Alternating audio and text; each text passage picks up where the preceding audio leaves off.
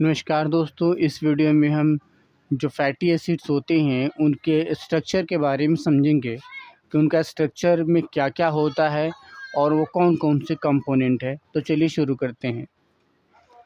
Chemical structure of fatty acid हमारा आज का टॉपिक है। अगर इसका बेसिक इंट्रोडक्शन देखें तो फैटी एसिड अगर बोला जाए consist of carbon, hydrogen and oxygen. इसका मतलब है कि फैटी एसिड मेनली 3 एलिमेंट के मिलने से एक कंपाउंड का फॉर्मेशन होता है और उसी कंपाउंड को हम फैटी एसिड के नाम से बोलते हैं।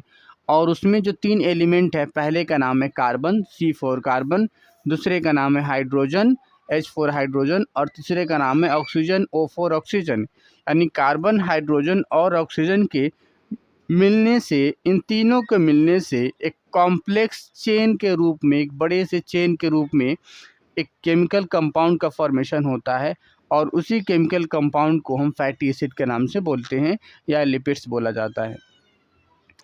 Arranged as a linear carbon chain skeleton of variable length. कह रहा है कि तीनों के तीनों चीज़ें एक लीनियर कार्बन चेन के रूप में अरेंज होते हैं। इसका मतलब है कि एक कार्बन, फिर दूसरा कार्बन, फिर तीसरा कार्बन, फिर चौथा कार्बन, फिर पांचवा कार्बन, इस तरीके से कार्बन के एक चेन सा बन जाता है, लीनियर के रूप में होता है।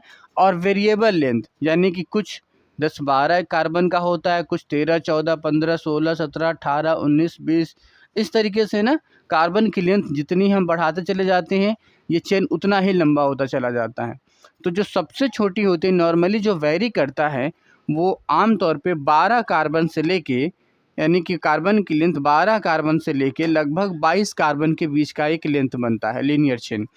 लेकिन ये 30-32 तक भी चला जाता है। इतने कार्बन का एक बड़ा सा कंपोनेंट या बड़ा सा कंपाउंड का फॉर्मेशन होता है। हाइड्रोजन और ऑक्सीजन ये दोनों इसको अटैच किए हुए रहते हैं। इस तरीके से अलग अलग एक फैटी एसिड्स बनाते हैं, कुछ छोटे लेंथ का, कुछ बड़ा लेंथ का। ठीक है, वही कह रहा है। नेक्स्ट है generally with an even number of carbon. देखिए, 2 तरह के नंबर होते हैं, एक होते हैं इवन और एक होता है ऑड। तो इवन नंबर यानी कि सम संख्या, यानी कि जोड़े में, जैसे कि 2, 4, 6, 8, 10, 12, आमतौर पे इतने, यानी कि इस रूप में ये इवन नंबर ऑफ कार्बन इसमें होते हैं। यानी कि 12 होगा, 14 होगा, 16 होगा, 18 होगा, 20 होगा, 22 होगा, 24 होगा, 26 होगा, 28 होगा, 30 होगा, 32 होगा, 34 होगा, इस तरीके से वो होगा।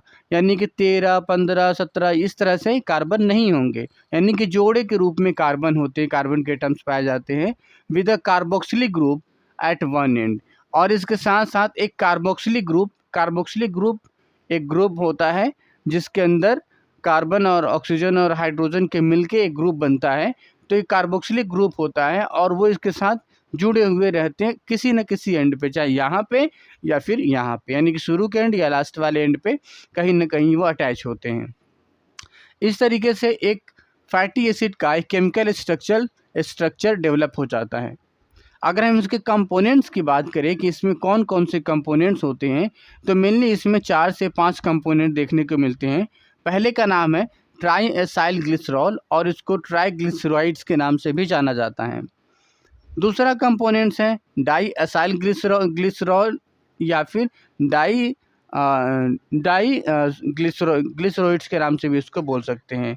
फिर मोनो एसाइल ग्लिसरॉइड्स या मोनो ग्लिसरॉइड्स के नाम से बोल सकते हैं, यानी कि मोनोग्लिसराइड्स, डाइग्लिसराइड या ट्राइग्लिसराइड्स इस नाम से भी बोल सकते हैं, या मोनो एसाइल ग्लिसरॉल या डाई एसाइल ग्लिसरॉल या ट्राई एसाइल ग्लिसरॉल या phospholipids of cell membrane and sterol esters. इस सारे के सारे कंपोनेंट्स इसमें पाए जाते हैं, किसी में 1, किसी में 2, किसी में 3, यानी इन्हीं कंपोनेंट्स में से कोई ना कोई पाया जाता है। और इस तरीके से एक फैटी एसिड्स यानी कि लिपिड्स का एक केमिकल स्ट्रक्चर डेवलप हो पाता है। और इसी के जो कैरेक्टरिस्टिक्स है, इसके कैरेक्टरिस्टिक्स के बेसिस पे ही फैटी एसिड के फिर कैरेक्टरिस्टिक्स होते हैं, डिफाइन होते हैं।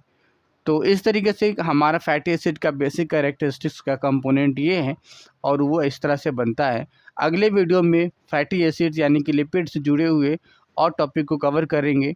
मिलते हैं अगले वीडियो में किसी और टॉपिक के साथ, तब तक के लिए शुक्रिया।